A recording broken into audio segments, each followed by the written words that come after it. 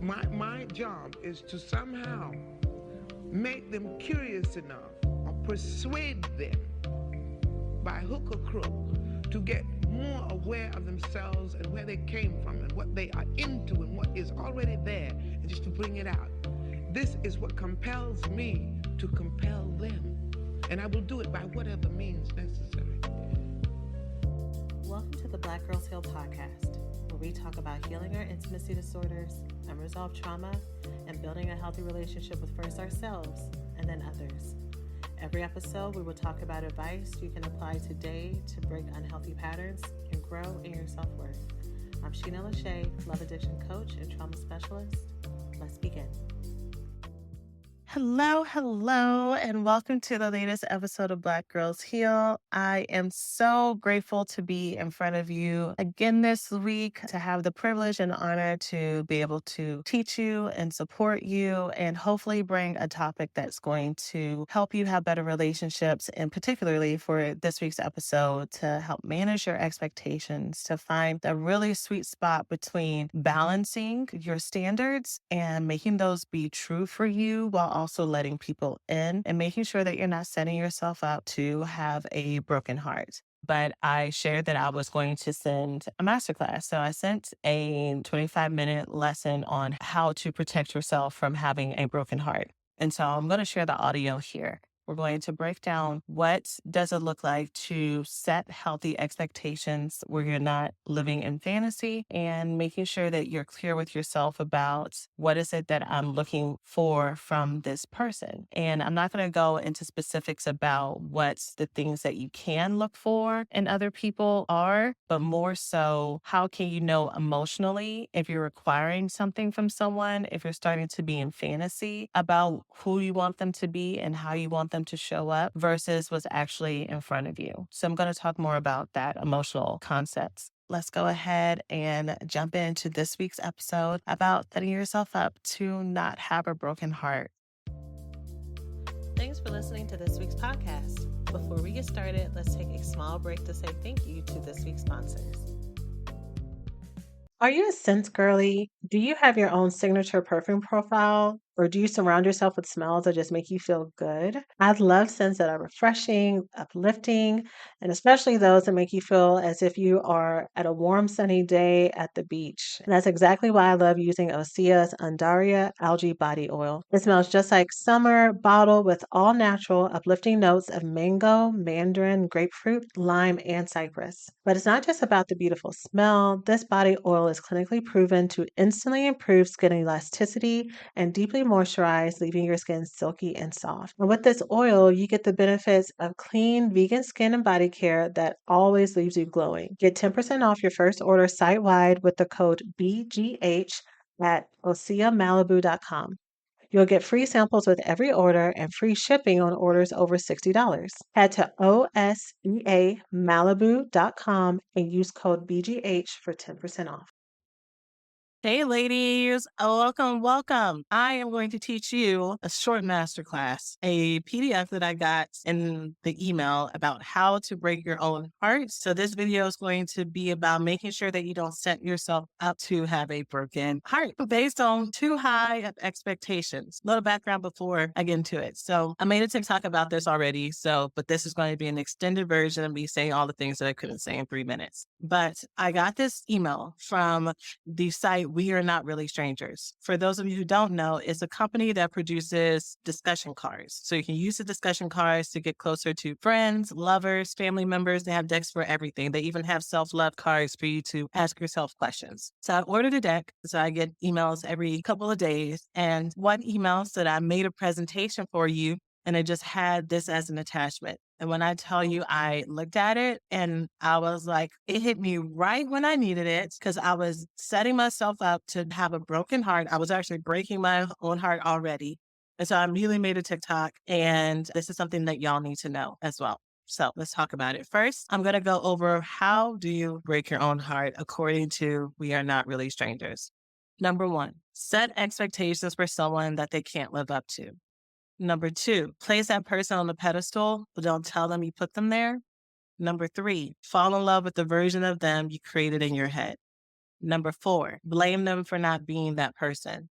Number 5, then blame yourself for falling for them anyways, and then repeat the cycle. So even though I talk about romantic relationships, we can set ourselves up for high expectations for other people, put them on pedestals no matter what the relationship, whether or not it is a family member, a friend, a woman or a person we really want to be a good friend or a person that's been a friend to us before, a boss or a coworker, and hoping for them to be this person, our models, our role models, our idols, celebrities, people that are human, that we really want to be this inhuman entity that never harms us, that never does anything wrong. And when they don't show up to be that person, we get brokenhearted. Now, before I go further with what I just said, I want to make something very clear. This is not me campaigning for you to say, well, everybody's human, so I really can't have standards for myself. And, I should just take people where they are, even when it is emotionally, mentally, sexually, physically, financially dangerous to myself. No, never, never, never. Ever, ever, ever is that going to be what I'm trying to communicate to you. When people are around you and in your inner circle, friendship, lover, even family, y'all, to be in your energy is a privilege. It's a privilege because you're special, because you're a treasure, because you're wonderful. And they're treasures and they're wonderful too.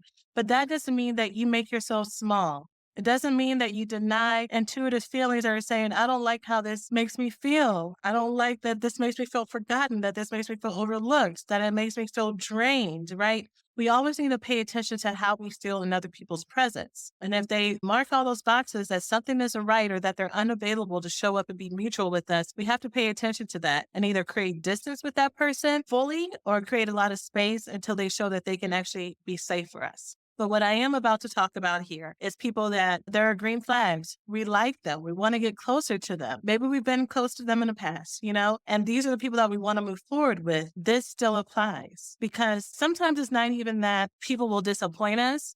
Sometimes, according to what this is saying, we will make the unrealistic standard of perfection up for people.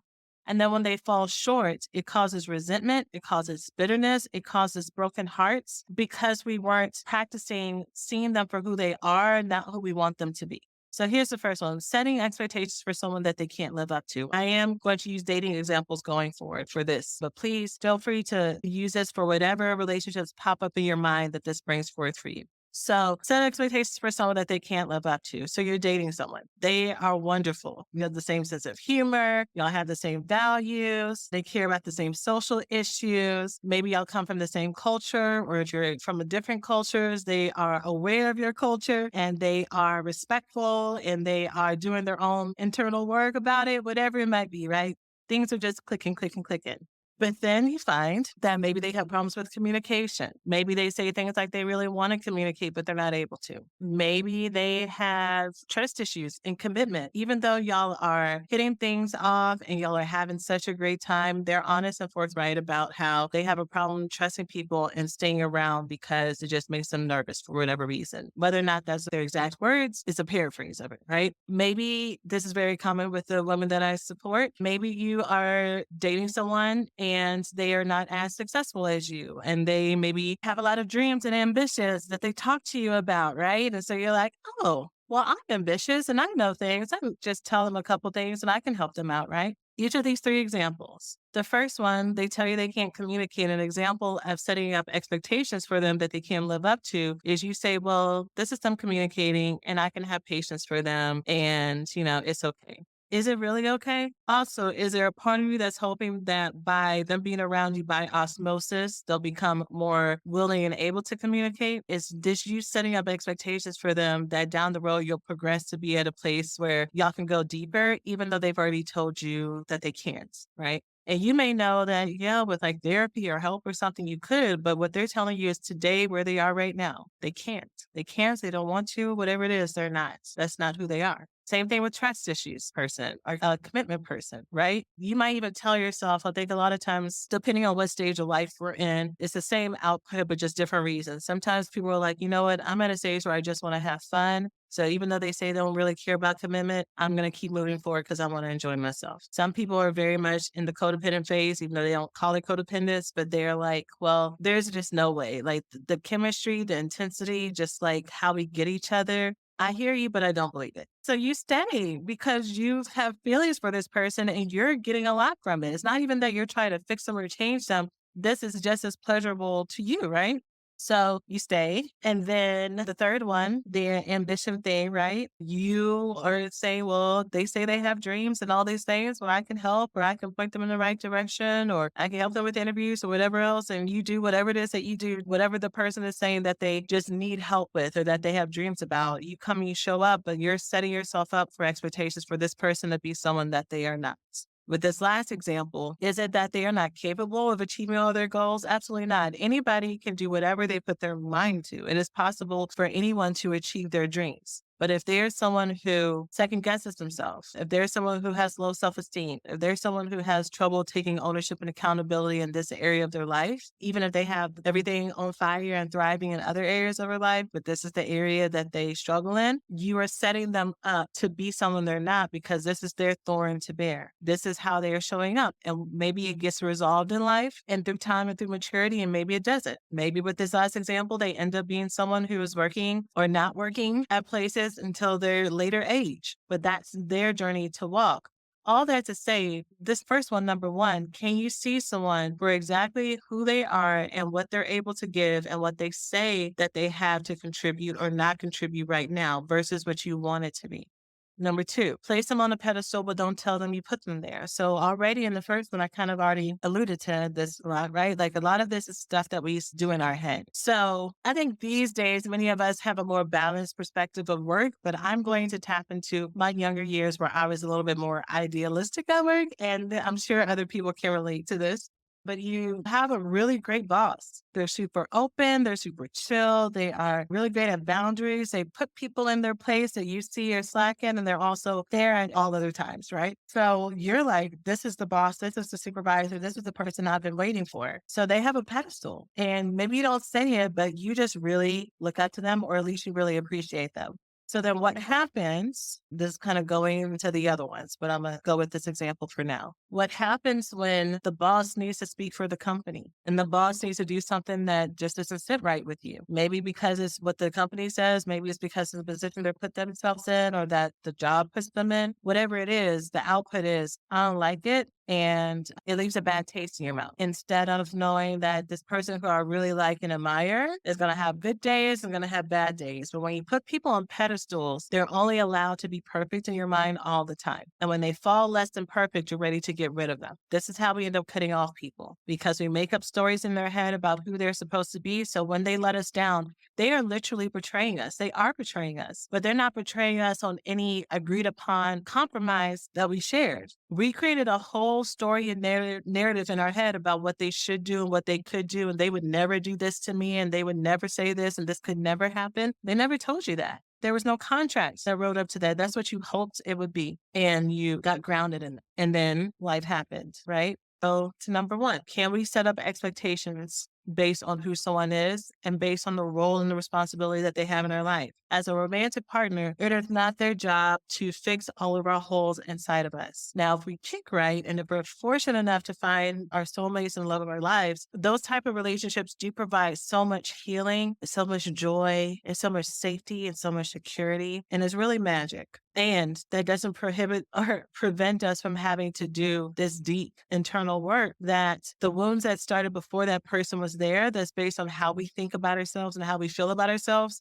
All of that is about our own internal process. It has nothing to do with external factors. It has everything to do with my relationship with me, your relationship with you. So can we set up romantic partners to not be fix-alls? Can we set up supervisors and managers to not be messiahs? Can we set up girlfriends and people who come into our lives to not, even if we have a sister relationship, for them to not be the perfect best friends at all moments because they have their bad days. They have their things that they go through. They have postpartum depression. They have divorce, they have periods, they have layoffs, they just have low energy, they have whatever they have going on that they also need to go through. And so it's just a mutual relationship.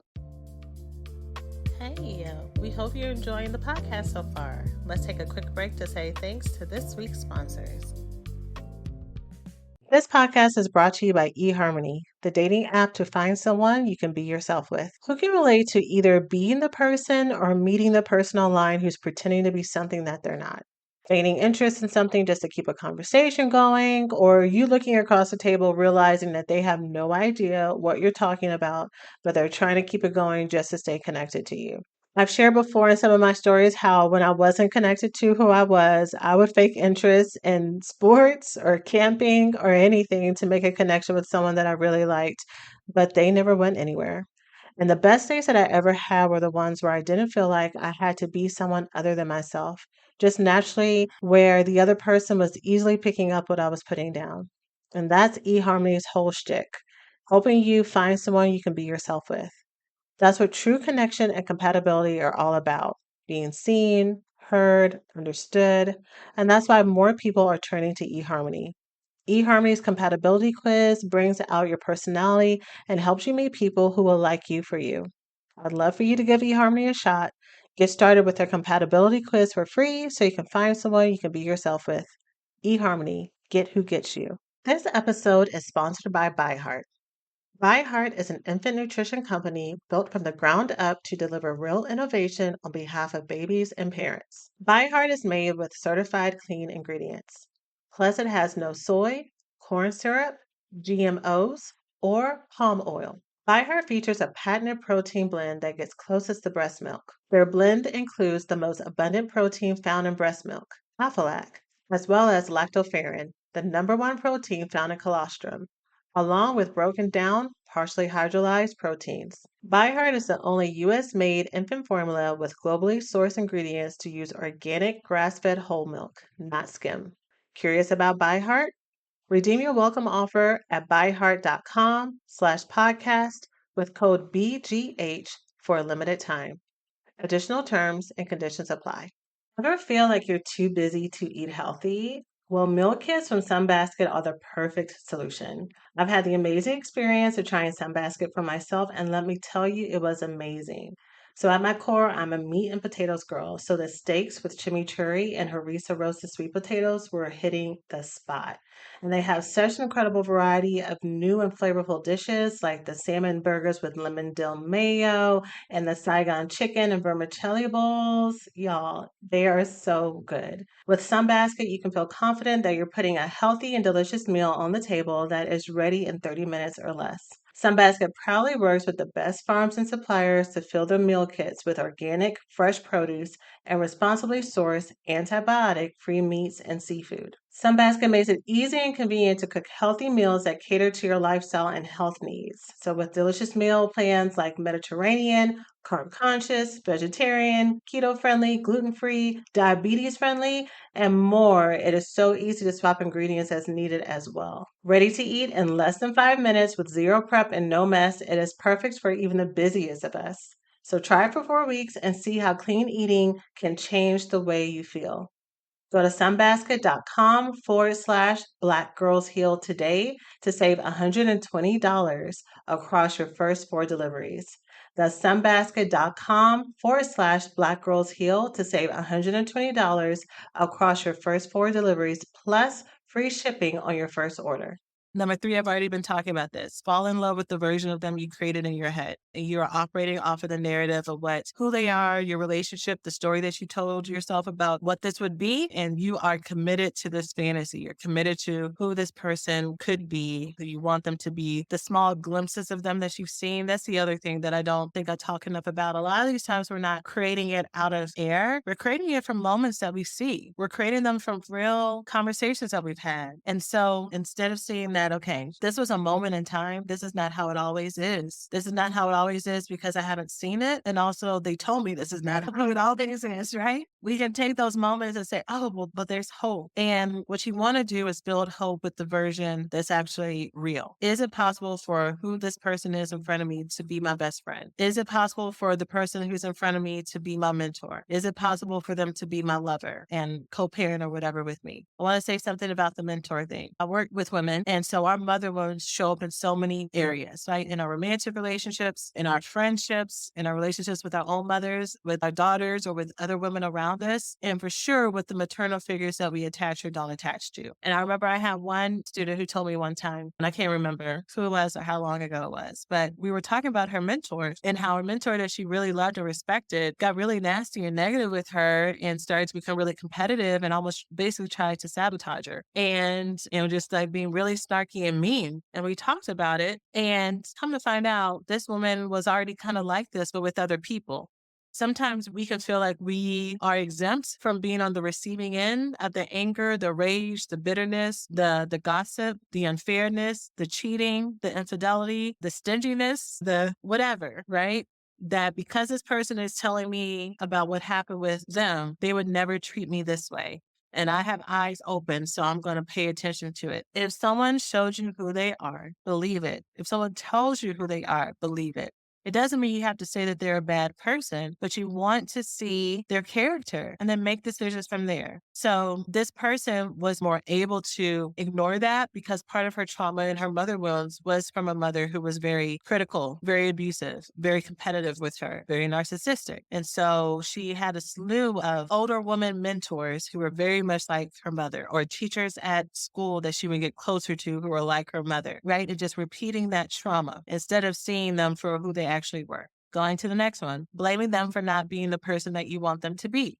So here's a couple of things. When someone really hurts you and is emotionally, mentally, physically, sexually, financially dangerous to you, spiritually dangerous to you, there is space to hold them accountable for those actions. If you set yourself up to get closer to someone and to make them have this amount of power and influence and energy over you, we got to kind of look at not blaming you, because that goes into the next one. We're not blaming ourselves, but we need to look into awareness of, okay, how did I get here? What was I trying to get from this person that, one, I didn't know how to give to myself. Two, I didn't have words for maybe that this is the need. Because a lot of times we go into this stuff blind. We don't realize that we're putting people on pedestals until later on. And to the point of this PowerPoint that We Are Not Really Strangers said, we repeat the cycle. So we go through life thinking, oh, okay, well, it's just this situation. It's just this person. It's just this, instead of realizing, okay, I'm constantly deifying people. Why do I do that? Is there a certain type of person that I deify? Because maybe you have really great boundaries with other groups of people, but there's a certain type of person, there's a certain type of relationship that's your kryptonite. That's kind of your go-to for hoping that this is going to make me feel insert way you want to feel.